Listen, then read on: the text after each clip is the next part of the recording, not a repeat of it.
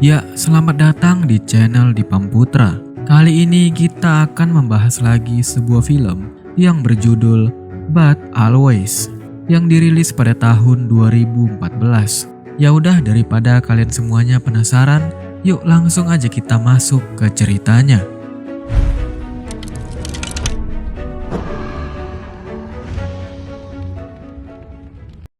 Pagi itu melalui sebuah telepon, terlihat ada seorang wanita bernama Andran yang sedang menyatakan perasaannya kepada seorang pria bernama Yong Yuan yang merupakan cinta pertamanya atau bahkan cinta seumur hidupnya Andran.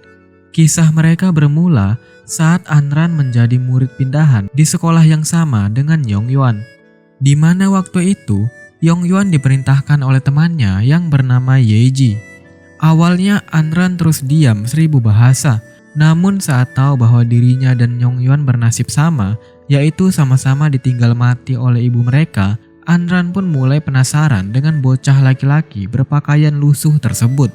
Rupanya Yong Yuan merupakan seorang anak yatim piatu yang kini tinggal bersama dengan neneknya. Sementara itu, Andran tinggal bersama dengan ayahnya yang selalu menutup-nutupi tentang kepergian ibunya. Padahal Andran tahu bahwa ibunya yang seorang dokter itu mengalami kecelakaan di daerah gempa. Keesokan harinya, Yong Yuan datang terlambat sambil lupa memakai syal warna merah.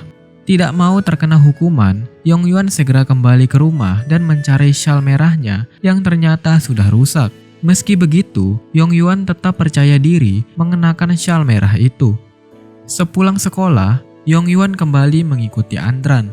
Mengetahuinya, Andran memanfaatkan momen itu untuk memberikan sebuah syal baru kepada Yong Yuan.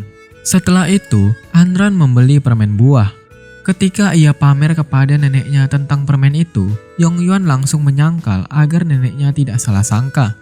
Yong Yuan terus meyakinkan neneknya bahwa dia bukan pencuri. Mendengar itu, si nenek segera memberi Yong Yuan uang koin untuk mengganti uang permen tersebut. Andran dengan cepat menolak, namun Yong Yuan langsung menyerahkan uang koin itu kepadanya. Karena tahu Andran akan menolaknya lagi, Yong Yuan mengancam tidak akan mau naik bus bersama lagi. Tidak ingin kehilangan Yong Yuan, Andran akhirnya menerima uang koin itu. Sejak saat itulah, hubungan antara Andran dan juga Yong Yuan semakin akrab.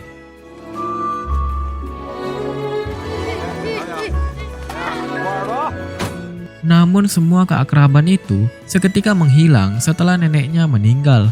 Yong Yuan harus hidup bersama pamannya yang bernama Uncle J. Yong Yuan pun pergi tanpa sempat berpamitan dengan Andran. Di sisi lain, Andran terus menantikan kehadiran Yong Yuan yang tiba-tiba saja menghilang tanpa jejak. Sejak Yong Yuan pergi, Andran merasa hidupnya sangat sepi. Tahun demi tahun berlalu. Kini, Andran telah tumbuh menjadi mahasiswa semester akhir jurusan kedokteran, di mana selanjutnya Andran berencana akan menempuh pendidikan S2 di New York. Sementara itu, setelah sekian lama, Yong Yuan akhirnya kembali. Meski desanya sekarang terlihat lebih maju dengan bangunan pencakar langit, Yong Yuan tidak bisa lagi melihat neneknya. Bahkan sampai saat ini, Yong Yuan masih memikirkan Andran yang begitu baik kepadanya. Kini Yong Yuan bekerja membantu Uncle J sebagai kuli panggul di toko pakaian pamannya. Suatu ketika, Andran datang ke toko Uncle J. Yong Yuan yang melihat itu langsung terkesima. Karena dulu ia selalu mengekori Andran, Yong Yuan pun lambat laun jadi hafal dengan derap langkahnya.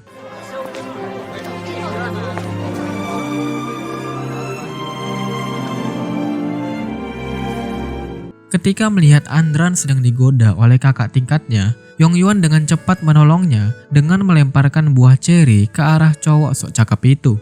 Andran yang menyadari itu kemudian berdebar dan tidak menyangka bahwa Yong Yuan telah kembali. Di jalan pulang, hujan deras tiba-tiba turun. Andran dan juga Yong Yuan segera berteduh. Andran masih tidak percaya kalau tinggi badan Yong Yuan kini sudah melebihi tinggi badannya. Di situ, Yong Yuan pun menceritakan kemana dirinya pergi selama ini. Andran kemudian memperingatkan Yong Yuan agar tidak menghilang lagi, meski dirinya akan pindah ke luar negeri. Andran berjanji akan memberitahunya jika dia akan pergi. Mengetahui bahwa Andran akan ke New York, Yongyuan spontan termenung. Dia kemudian mengetahui dari Seojun bahwa kuliah di luar negeri itu tidak mudah karena harus melewati berbagai macam seleksi. Uncle J yang menguping pembicaraan itu segera meminta Yongyuan untuk kembali fokus bekerja. Kebetulan sekali pesanan yoyo telah datang. Tak lama dari itu, Andran muncul membantu Yongyuan menjualkan yoyo tersebut. Sayangnya tidak ada satupun pembeli yang tertarik. Ketika ada seorang bocah kecil yang ingin membeli yoyo tapi tidak punya uang, Andran pun meminta Yongyuan memberikannya secara gratis. Siapa sangka bocah itu kemudian kembali sambil membawa sekelompok temannya yang ikut melarikan yoyo tersebut.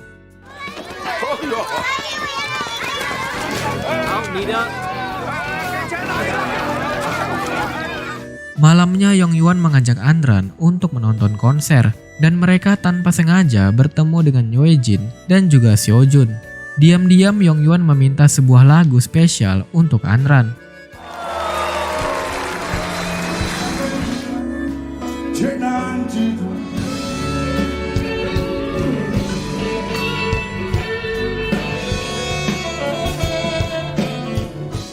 Keesokan harinya, Andran tiba-tiba datang membantu Yongyuan yang sibuk menata tempat tidurnya. Rupanya, Andran masih menyimpan uang koin pemberian Yongyuan waktu itu. Andran kemudian berjanji bahwa dia akan selalu ada di sisi Yongyuan seperti keluarganya sendiri. Andran memastikan bahwa kini Yongyuan tidak perlu lagi merasa kesepian. Mendengar itu, Yongyuan yang terharu pun langsung menyatakan perasaannya kepada Andran. Andran memiliki perasaan yang sama, namun sejak hari itu, Andran tidak pernah lagi menemui Yongyuan. Andran lantas curhat kepada Yoejin tentang masalah percintaannya itu. Yongyuan menduga Andran menjauhinya karena mereka tidak memiliki status sosial yang sama.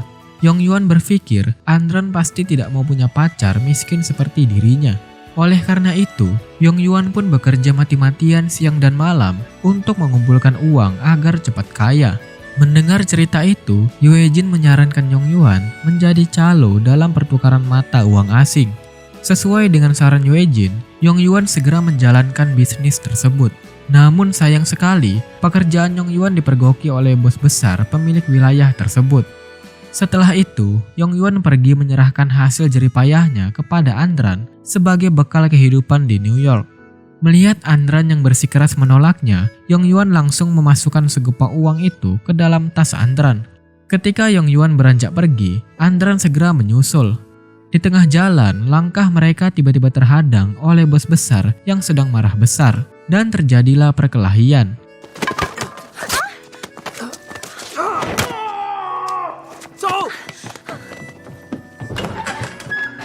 Melihat Yongyuan terluka parah, Andran segera mengobatinya. Sebenarnya, Andran kesal dengan cara pikir Yongyuan yang salah tentang dirinya. Padahal, bukan uang yang Andran inginkan, karena nyatanya Andran telah jatuh hati pada Yongyuan. Setelah tahu cintanya tidak bertepuk sebelah tangan, Yongyuan dan Andran menghabiskan malam itu bersama, saling memadu kasih. Setelah kejadian itu, Andran berniat membatalkan kuliah S2-nya di New York. Ia lalu meminta Yongyuan untuk bertemu dengan ayahnya keesokan harinya. Besoknya di tengah derasnya hujan, Andran tidak sabar menantikan kedatangan Yongyuan. Namun setelah sekian lama menunggu, yang datang justru Yoejin. Tanpa basa-basi, Yoejin berkata bahwa Yongyuan tidak akan pernah datang karena ia telah bersama wanita lain. Mendengar itu, hati dan dunia Andran seketika runtuh. Andran tidak menyangka semua perlakuan manis Yongyuan selama ini hanyalah sebuah tipuan. Ketika tahu dirinya dihianati, Andran akhirnya memilih untuk tetap berangkat ke New York. Saat bekerja paruh waktu sebagai pencuci piring, Andran tiba-tiba pingsan dan ternyata ia sedang mengandung. Namun sayangnya, ia mengalami keguguran. Sebagai sesama perantau di negeri asing, Michael seorang pelukis menawarkan diri untuk selalu menjaga Andran. Tak lama kemudian, Andran mulai membuka hatinya untuk Michael. Meskipun seorang pelukis berbakat, Michael bisa berubah menjadi sangat emosi ketika mengalami kebuntuan saat melukis. Beberapa tahun kemudian, Yongyuan telah menjadi kaya raya berkat usaha bisnis pakaiannya yang diekspor ke luar negeri. Rupanya, sebelum menemui Andran malam itu, Yongyuan ditangkap polisi atas tuduhan penyerangan. yang kemudian membuatnya mendekam di penjara selama beberapa tahun. Setelah bebas, Yong Yuan pun mulai menata kembali hidupnya hingga sukses seperti sekarang di kota New York. Ketika Yong Yuan sedang makan bersama rekan bisnisnya, ia tidak sengaja melihat seorang wanita yang dikiranya adalah Andran. Namun setelah dilihat dari dekat, wanita itu ternyata bukan Andran. Sementara itu, Andran diputuskan secara sepihak oleh Michael. Keesokan harinya, saat melihat pameran lukisan, Yong Yuan tidak sengaja melihat lukisan yang menggambarkan diri Andran. Tanpa pikir panjang, Yong Yuan segera menemui pelukis itu, yang ternyata adalah Michael. Begitu tahu di mana alamat kontrakan, Yong Yuan segera bergegas menemui Andran. Sesampainya di kontrakan Andran, Yong Yuan menunggu cukup lama kepulangan Andran dari pekerjaannya. Dan ketika Andran tiba, tentu saja ia langsung terkejut melihat Yong Yuan yang tiba-tiba datang. Meskipun Andran mempersilahkan Yong Yuan masuk ke dalam kontrakannya, itu tidak berarti ia membiarkan Yong Yuan masuk kembali ke dalam hatinya. Baginya, semua sudah terlambat dan dengan halus, Andran menolak kehadiran Yong Yuan. Beberapa hari kemudian, Yong Yuan sengaja menyewa Andran sebagai pemandu wisata yang akan menemaninya berkeliling New York. Jika Andran tahu sedari awal bahwa kliennya adalah Yong Yuan, ia pasti akan menolaknya. Namun karena sudah terlanjur, Andran pun menemani Yong Yuan. Mereka pergi ke sebuah taman yang memiliki bangku-bangku dengan ukiran nama-nama orang yang dicintai oleh para donatur taman tersebut. Lalu mereka mengunjungi jembatan Broccoli, yaitu jembatan yang sudah berusia lebih dari 100 tahun, yang dipenuhi dengan kunci cinta. Diam-diam Yong Yuan menuliskan sesuatu di sana, sementara Andran tetap bersikap cuek dan masa bodoh. Malam harinya, mereka pergi ke tepi sungai. Tanpa basa-basi, Yong Yuan mengajak Andran untuk pulang kembali ke Beijing. Selain itu, Yong Yuan juga meminta Andran memberinya kesempatan kedua. Tentu saja, Andran menolak semua ajakan itu dengan tegas.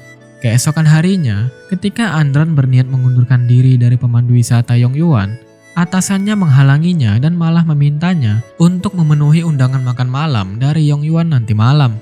Demi menjaga reputasi perusahaannya, dengan sangat terpaksa, Andran akhirnya datang. Suasana pun mendadak canggung ketika Ajun, salah satu tamu, membahas tentang romansa indah antara Yong Yuan dan juga Andran dulu. Dengan cepat, Andran menjawab bahwa cintanya dengan Yong Yuan dulu hanyalah cinta monyet. Meski begitu, Yong Yuan secara terang-terangan tetap menyatakan bahwa rasa cintanya kepada Andran tidak pernah menghilang atau berubah. Menurutnya, semua kekayaan yang ia raih saat ini hanyalah untuk Andran. Muak dengan semua omong kosong itu, Andran segera beranjak pergi, disusul oleh Yong Yuan. Yong Yuan marah-marah karena Andran tetap mengabaikannya, meski ia terus berusaha mengejarnya. Sekali lagi, Andran memperingatkan, hubungan mereka telah lama berakhir sejak Yong Yuan meninggalkannya tanpa pernah hadir saat Andran membutuhkannya. Namun hati Andran seketika luluh ketika mendengar Yong Yuan mengakui kesalahannya. Yong Yuan mengatakan bahwa ia tidak akan pernah bisa berhenti mengikuti kemanapun Andran pergi. Sejak malam itu, mereka pun kembali bersatu. Di tengah kebersamaan mereka, Michael sadar bahwa Andran telah kembali ke pelukan Yong Yuan. Menyadari kenyataan itu, Michael terkejut hingga mengalami kecelakaan. Akibat kecelakaan itu, Michael kesulitan berjalan dan membutuhkan seseorang yang selalu siap siaga menolongnya. Andran yang merasa bersalah dan ingin membalas semua kebaikan Michael selama ini, akhirnya memutuskan untuk merawat Michael dan melepaskan Yong Yuan. Dengan berat hati, Yong Yuan menerima keputusan Andran.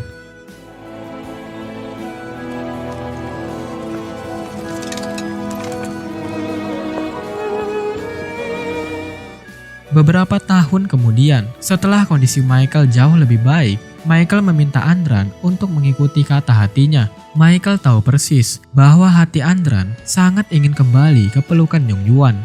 Keesokan harinya, Andran menyatakan perasaannya kepada Yong Yuan bahwa mulai hari itu, mereka bisa kembali bersama dan Andran juga bersedia kembali ke Beijing. Namun sayangnya, setelah Andran mengungkapkan perasaannya, Yong Yuan tak kunjung memberikan jawaban. Ternyata pada saat itu,